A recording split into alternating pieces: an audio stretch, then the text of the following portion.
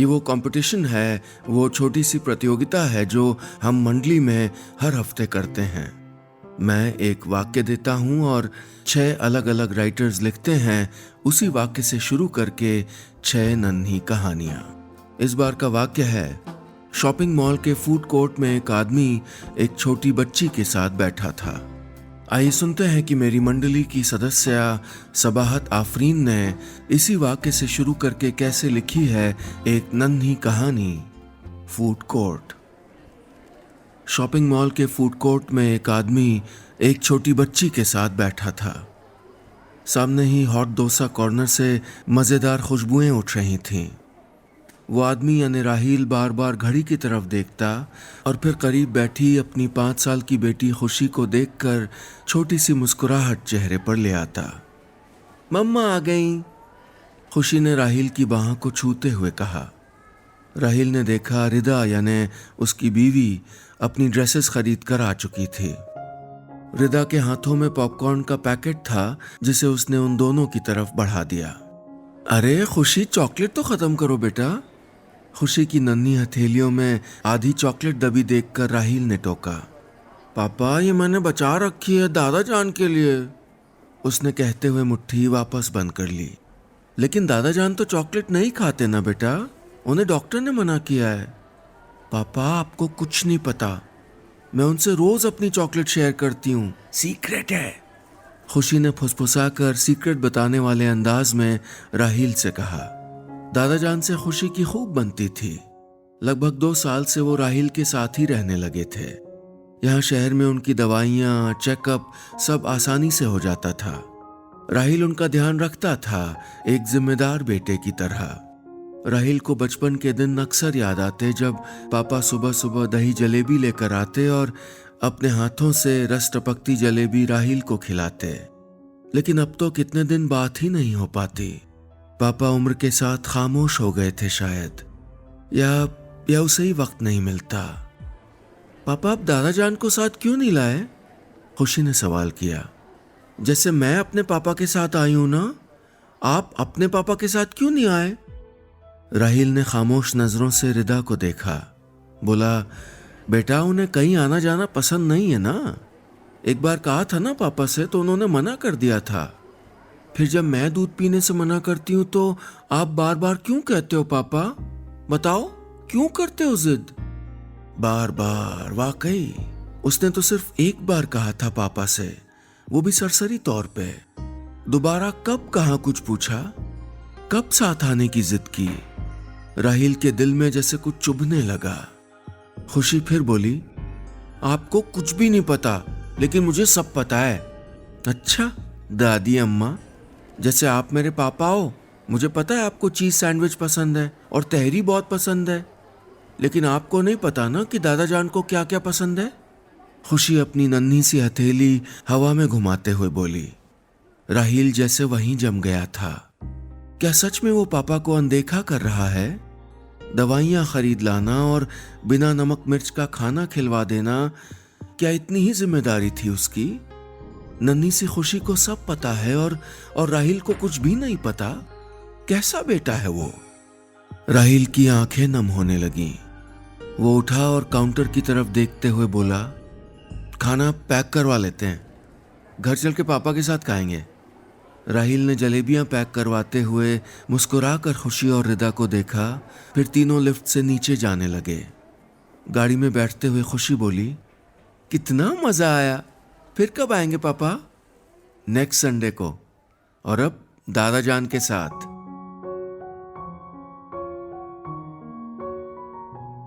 बस इतनी सी थी ये नन्ही कहानी। अगले सेगमेंट में आइए सुनते हैं कि मेरी मंडली की सदस्य अनुलता राज नायर ने इसी वाक्य से शुरू करके कैसे लिखी है एक नन्ही कहानी, फूड कोर्ट। शॉपिंग मॉल के फूड कोर्ट में एक आदमी एक छोटी बच्ची के साथ बैठा था। आदमी ने एक शानदार काला कोट पहना हुआ था और बेटी ने मखमली पार्टी ड्रेस। बहुत प्यारे लग रहे थे दोनों। यूं भी बेटियों से लाड़ जताने वाले पापा प्यारे ही लगते हैं। थोड़ी देर में एक एक करके उनके साथ 6-7 बच्चियां और जुड़ गईं और सारी की सारी परियों जैसी रंग बिरंगे हेयर बैंड्स, सुंदर फ्रॉक्स पहने हुए। सबके हाथ में एक न एक तोहफा। आहा, बच्ची का बर्थडे था। बच्ची बड़े सलीके से तोहफे लेकर अपनी सहेलियों को थैंक यू बोलकर सारे पैकेट पापा को पकड़ाती जा रही थी। मैं अपनी टेबल पर बैठी लैपटॉप पर काम करते हुए उन्हें नजर भर के देख लेती और फिर इनबॉक्स में जमा दर्जनों मेल के जवाब टाइप करने लगती। पार्टी जोर पकड़ने लगी थी। वो आदमी बड़े प्यार से बच्चियों को गेम्स खिलवाता रहा। उसके बाद बड़ा सा 2 मंजिला केक कटवाया गया जिसके ऊपर कैंडल थी, एक 1 और एक 0। Happy birthday to you, happy birthday to you. बच्चियों की मीठी आवाज से फूड कोर्ट का वो कोना गुलजार हो गया। मैं मुस्कुरा दी। तभी उस आदमी की नज़र मुझ पर पड़ी तो वो थोड़ा करीब आकर बोला, आप डिस्टर्ब तो नहीं हो रही? सॉरी, बच्चे थोड़ा शोर कर रहे हैं। अरे नहीं, इट्स ओके, प्लीज़ उन्हें एंजॉय करने दीजिए, कहकर मैं वापस अपना काम करने लगी। अच्छा लगा कि लोग वेल मैनर्ड हैं, सलीकेदार हैं, परवाह कर रहे हैं दूसरों की। बच्चों की पार्टी चलती रही। मेरा उन लोगों से कुछ लेना देना नहीं था, लेकिन बार बार ध्यान उनकी तरफ जा रहा था। कभी पापा बेटी, कभी बच्ची की सहेलियां, कभी तोहफे, कभी केक मेरा ध्यान खींच लेते। अब मेरा ध्यान उनकी टेबल की तरफ था। सामने रखी सफेद टेबल पर तरह तरह की चीजें सजी थीं। कुछ पापा ऑर्डर करते और कुछ वो बच्ची मंगवा लेती।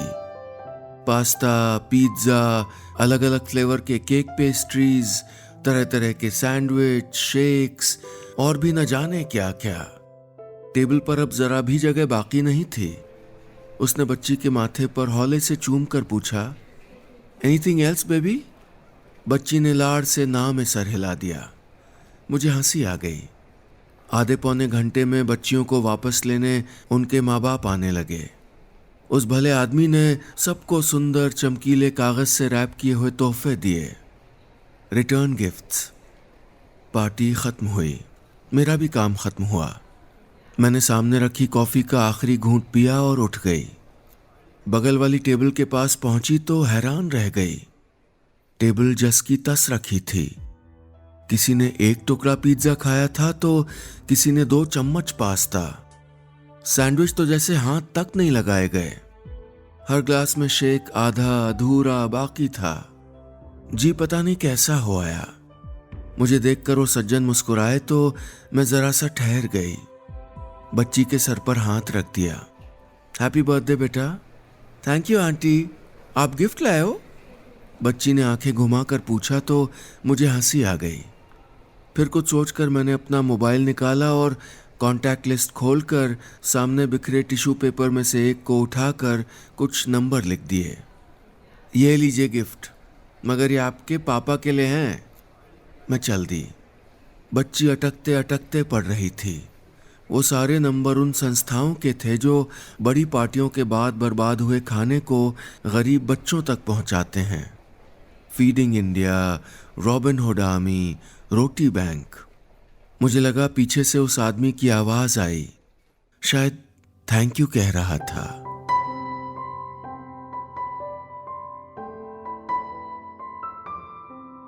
बस इतनी सी थी ये नन्ही कहानी।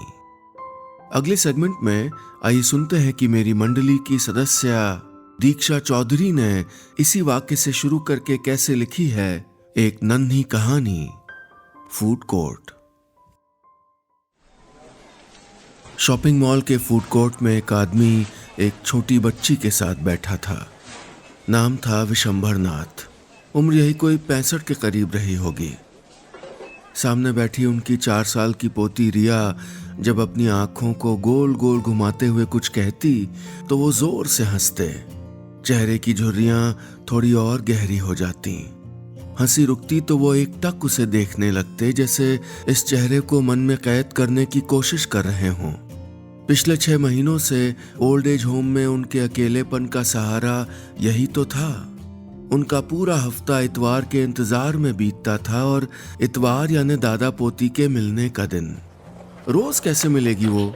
स्कूल भी होता है ना पापा, वो तो बच्ची है, आप तो समझदार हैं। कितनी बेरुखी से कह दिया था उनके बेटे आलोक ने। काश वो ना होते समझदार, शायद तब वो बहू की रोज रोज की किचकिच, बेटे के अनमनेपन के बावजूद उनके साथ रह पाते। फूड कोर्ट में सामने की दीवार पर टंगी घड़ी ने टन की आवाज के साथ 4 बजाए। ये विशंबर जी की दुनिया का सबसे नुकीला स्वर था। रिया को गोदी में उठाए वो मॉल से बाहर आ गए। गाड़ी में बैठा आलोक उनका इंतजार कर रहा था। रिया को उसके बगल वाली सीट पर बिठाकर वो पलटने लगे तो आलोक बोला, आप भी बैठी जाइए, ड्रॉप कर दूंगा। वो पीछे की सीट पर बैठ गए। रिया सड़क के किनारे पीछे की तरफ दौड़ते हुए पेड़ों को गिन रही थी। 1 2 3। गिनते गिनते वो रुकी और अपनी ठुड्डी पर उंगली जमाकर कुछ सोचने लगी। फिर बोली, दादाजी आप पूरे 7 डेज बाद मिलोगे ना? पीछे की सीट पर बैठे विशंबर जी ने बुझी सी आवाज में जवाब दिया, आप हमारे साथ क्यों नहीं रहते पहले की तरह? रिया का अगला सवाल था, पापा आप ही बताइए ना। आलोक एक पल खामोश रहा, फिर बोला, मैं क्या बताऊं, मैंने तो नहीं भेजा था तुम्हारे दादाजी को। फिर पक्का ये कोई रूल होगा, जैसे हमारे स्कूल में इतने सारे रूल है ना? रिया ने मासूमियत से पूछा। आलोक ने खींचते हुए हामी भर दी। रियरव्यू मिरर में बाप बेटे की नजरें टकराईं। विशंबर जी की आंखों में ढेर सारी शिकायतें थीं, दुख था। उन्होंने गुस्से से नजरें फेर ली। आलोक भी सड़क पर देखने लगा। थोड़ी देर बाद गाड़ी ओल्ड एज होम के सामने आकर रुकी। विशंबर जी रिया के सर पर हाथ फेरते हुए गाड़ी से उतर गए। रिया अपने दादाजी को जाते हुए दूर तक देखती रही। जब वो आंखों से गुम हो गए तो रिया पलटी और अपने पापा से बोली, पापा आप बूढ़े हो जाओगे तो हम भी रूल फॉलो करेंगे ना? आपको भी इसी ओल्ड एज होम में आना होगा ना? आपका मन लग जाएगा। बस इतनी सी थी ये कहानी। अगले सेगमेंट में आइए सुनते हैं कि मेरी मंडली की सदस्य छवि निगम ने इसी वाक्य से शुरू करके कैसे लिखी है एक नन्ही कहानी, फूड कोर्ट। शॉपिंग मॉल के फूड कोर्ट में एक आदमी एक छोटी बच्ची के साथ बैठा था, या यूं कहें कि उस 4-5 साल की बच्ची को जबरन अपने पास बिठाने की कोशिश कर रहा था। वो बच्ची बार बार उतरकर भागने को मचल रही थी। उस आदमी के कपड़े साधारण थे, जबकि बच्ची की गुलाबी फ्रॉक, सैंडल्स और हेयर बैंड सब काफी महंगे लग रहे थे। उस आदमी के उलझन भरे हाव भाव और संकोच देखकर लगता था कि वो शायद पहली दूसरी बार ही मॉल में आया होगा, वो भी महज घूमने के ख्याल से, क्योंकि उसके पास कोई सामान नहीं था। बस मेज पर एक प्लेट में बर्गर था और एक ग्लास में कोल्ड ड्रिंक। कुछ ही मिनट पहले वो आदमी सामने वाले स्टॉल से ये खरीद के लाया था, क्योंकि बच्ची ने उसी तरफ इशारा किया था। लेकिन अब जरा सा खाने के बाद वो फिर ठुनकने लगी थी। नहीं चाहिए, मम्मा पास जाना है।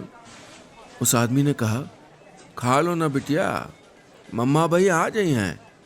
अच्छा टॉफी खाई का? बच्ची ने ना में सर हिला दिया और हथेलियों से अपनी आंखें मसलने लगी। शायद उसे नींद आने लगी थी। उस आदमी ने निगाहें चारों तरफ दौड़ाई। फूड कोर्ट इस वक्त खचाखच भरा था। तेज म्यूजिक बज रहा था। हर तरफ सजे स्टॉल से लजीज खुशबुएं आ रही थीं। लोग बाग वहां से खाने पीने की चीजों से भरी ट्रे लेकर अपने शॉपिंग बैग संभालते हुए बैठने की जगह तलाश रहे थे, बैठे थे, बातों में मशगूल थे। उनमें से कोई भी ऐसा नहीं नजर आ रहा था जो अपनी खोई हुई बच्ची को ढूंढ रहा हो। इसी बच्ची को जो कुछ ही देर पहले उस शॉपिंग मॉल में मम्मा मम्मा कहकर सुबकती हुई नजर आई थी। इतनी भीड़ में केवल वो आदमी ही था जो उस भटकती हुई बच्ची को देखकर रुक गया था। बच्ची का हाथ पकड़ के वो उसे यहां भीड़ में ले आया था। अच्छा बिटिया, उसने फिर बहलाया, वो छुटकू वाली आइसक्रीम ले हो का? बच्ची की गोल गोल आंखें दूर टेडी बेयर पर टिक गईं। वो चाहिए। उसने अपनी जेब में हाथ थपथपाया और खामोश हो गया। उसी पल उस बच्ची की बदहवास मम्मी उसे पागलों की तरह खोजती हुई फूड कोर्ट आ पहुंची। अपनी बच्ची को देखकर वो भागती हुई इधर चली आईं। उनकी आंखों में नाराजगी थी, शक था। पुलिस को बुलाऊं क्या? बच्ची को लेके यहाँ पे आ गया है। कब से ढूंढ रही हूं उसको मैं। उन्होंने बच्ची की पकड़ से उस आदमी का हाथ झटका, झपट कर बच्ची को गोद में ले लिया और उसे चूमती हुई रोती हुई चली गई। सॉरी बेटा, मम्मा ने सोचा आप पीछे आ रहे हो, कब से ढूंढ रही थी। बच्ची मुस्कुराई। अंकल बोले थे आप अब भी आ जाओगी। उन्होंने बर्गर भी खिलाया और पता है वो मेरे लिए टेडी भी लेने जा रहे थे, पर उनके पॉकेट में पैसे ही नहीं बचे थे। उन्होंने अपनी सारी पॉकेट मनी से मुझको खिला दिया। शर्मिंदा सी मम्मी उस आदमी को शुक्रिया कहने के लिए पीछे मुड़ी, लेकिन वो तो भीड़ में कब का गुम हो चुका था।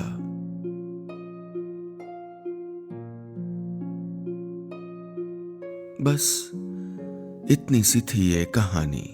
अगले सेगमेंट में आइए सुनते हैं कि मेरी मंडली की सदस्य रश्मि कुलश्रेष्ठ ने इसी वाक्य से शुरू करके कैसे लिखी है एक नन्ही कहानी, फूड कोर्ट।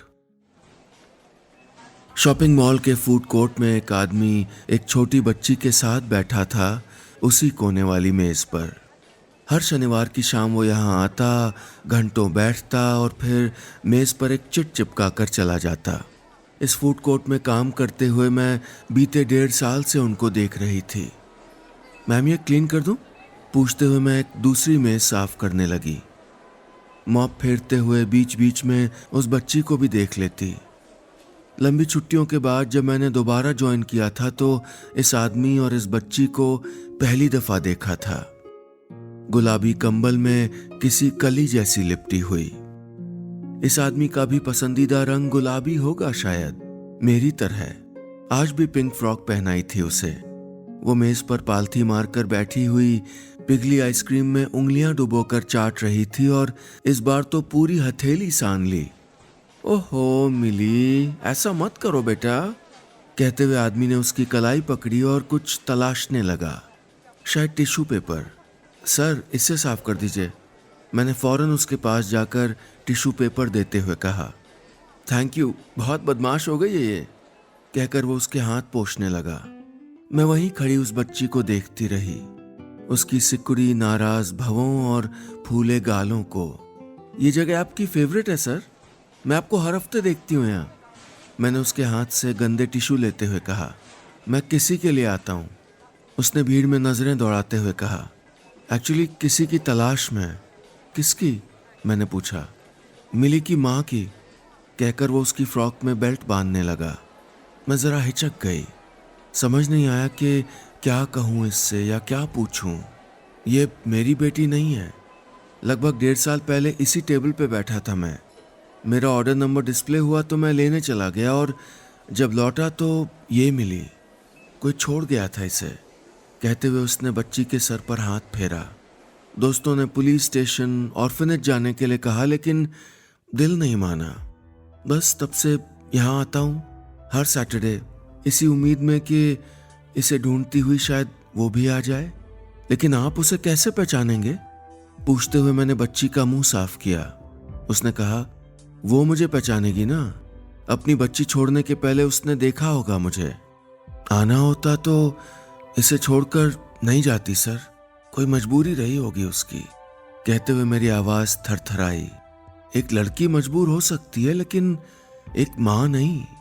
बस मुझे उस माँ की तलाश है, कहते हुए वो मेज पे रखी बोतल, क्लिप वगैरह समेटने लगा और मैं बेचैन होने लगी, जैसे हर शनिवार होती थी जब जब ये दोनों आते थे। अगले हफ्ते आएंगे? मैंने हिचकते हुए पूछा। आई विश कि ना आना पड़े, कहते हुए उसने एक चिट मेज पर चिपकाई। लिखा था 6 जून 2018 को गुलाबी कंबल में लिपटी एक बच्ची यहाँ मिली थी। अगर वो आपकी बच्ची है तो प्लीज़ कांटेक्ट करें। उसके आगे उसने अपना नंबर लिख दिया। प्लीज़ देखिएगा इसे कोई हटाए नहीं, हाँ, कहते हुए उसने बच्ची को गोद में उठाया और चला गया। मैंने कपकपाते हाथों से वो चिट उखाड़ ली। वो जिसके लिए ये संदेश छोड़कर गया था वो मैं ही थी। मैंने हर शनिवार की तरह उसका छोड़ा हुआ नंबर मिलाया और हर बार की तरह काट दिया। बस इतनी सी थी ये नन्ही कहानी। अगले सेगमेंट में आइए सुनते हैं कि मेरी मंडली के सदस्य जमशेद कमर सिद्दीकी ने इसी वाक्य से शुरू करके कैसे लिखी है एक नन्ही कहानी, फूड कोर्ट। शॉपिंग मॉल के फूड कोर्ट में एक आदमी एक छोटी बच्ची के साथ बैठा था। दुकानों से घिरी उस चमचमाती जगह पर आसपास की टेबल्स पर लोग खाना खा रहे थे। 8-9 साल की सालेहा सामने बैठे वसीम अंकल को देख रही थी जो थोड़ी देर पहले उसको यहाँ लेकर आए थे। मम्मी को नीचे वाले स्टोर पे अकेले क्यों छोड़ दिया? सालेहा ने पूछा। वसीम ने मुस्कुराकर कहा, क्योंकि ये मेरी और तुम्हारी प्राइवेट बात है। सालेहा खामोश रही। वसीम कुछ देर उसे देखता रहा, फिर पूछा, सालेहा तुम जानती हो कि मैं और तुम्हारी मम्मी शादी करने वाले हैं? क्या तुम इस शादी से खुश नहीं हो? वसीम ने पूछा तो सालेहा की मासूम आंखें डबडबाने लगीं। मैं तुम्हें चाहता हूं सालेहा, तुम्हारे पापा की तरह। वसीम की बात सुनकर सालेहा को याद आने लगा कि पापा के गुजर जाने के पहले उसकी दुनिया कितनी अलग थी। इसी फूड कोर्ट में वो अक्सर अपने मम्मी पापा के साथ आती थी। नहीं, आज आइसक्रीम बिल्कुल नहीं सालेहा, कल ही फीवर ठीक हुआ है। नो। मम्मी डांटती तो पापा उसको आंख मार कर इशारा करते। बाद में जब मम्मी शॉपिंग में बिजी होती तो दोनों बाप बेटी चुपके से फूड कोर्ट आकर जल्दी जल्दी टूटी फ्रूटी आइसक्रीम खा लेते। जब मम्मी पूछती, कहाँ थे तुम दोनों? तो पापा हड़बड़ाते हुए कहते, वो बुक स्टोर में थे, एक किताब चाहिए थी मुझे, बट वो कह रहे हैं कि नेक्स्ट वीक आएगी। सोचकर सालेहा के चेहरे पर मुस्कुराहट बिखरी, लेकिन अगले ही पल फिर उदासी छा गई। मम्मी और मैं बेस्ट फ्रेंड थे, वो मुझसे कुछ सीक्रेट नहीं रखती थी, सालेहा ने कहा। वसीम उसे गौर से देखने लगा। लेकिन जब से मम्मी की फ्रेंडशिप आपसे हुई है वो मुझसे सीक्रेट छुपाने लगी है। अब वो सिर्फ आपकी बेस्ट फ्रेंड है। मुझे तो वो पीछे वाले कमरे में रखी अलमारी भी नहीं खोलने देती। पता नहीं क्या सीक्रेट है उसमें। वसीम ने उसकी 2 चोटियों वाले चेहरे में झांका। सालेहा, मम्मी अब भी तुम्हारी बेस्ट फ्रेंड है। जब तुम बड़ी होगी ना तब समझोगी कि वो तुम्हें कितना प्यार करती हैं। वो तुमसे सिर्फ वो बातें सीक्रेट रखती हैं जो तुम्हें दुख दे सकती हैं। सालेहा की आंखें वसीम पर जमी थीं। वसीम ने कुछ सोचा और फिर मोबाइल निकालकर एक फोटो सालेहा को दिखाते हुए कहा, ये देखो उस अलमारी में क्या है। ये पिक तुम्हारी मम्मी ने कुछ दिन पहले भेजा था जब वो रात को कमरा बंद करके रो रही थी। सालेहा ने देखा तो अलमारी में सालेहा के गुजर चुके पापा के कपड़े और निशानियां थीं। उसकी आंखें नम होने लगीं। वो तुम्हारे पापा को बहुत मिस करती हैं बेटा, और वो नहीं चाहती कि तुम भी दुखी हो। पता है क्यों? Because she is your best friend. Saleha की चमकीली आंखें बहने लगीं।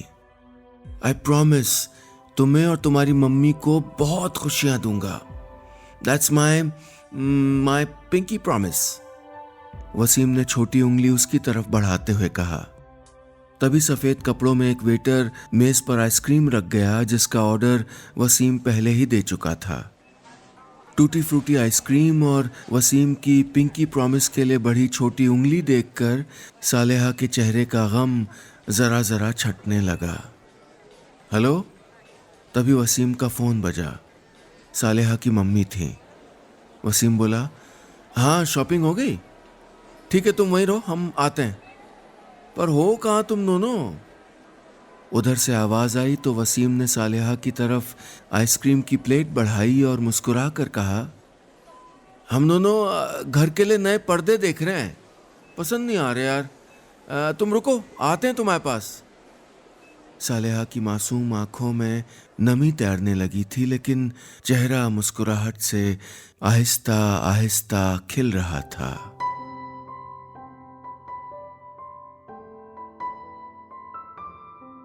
बस इतनी सी थी ये नन्ही कहानी।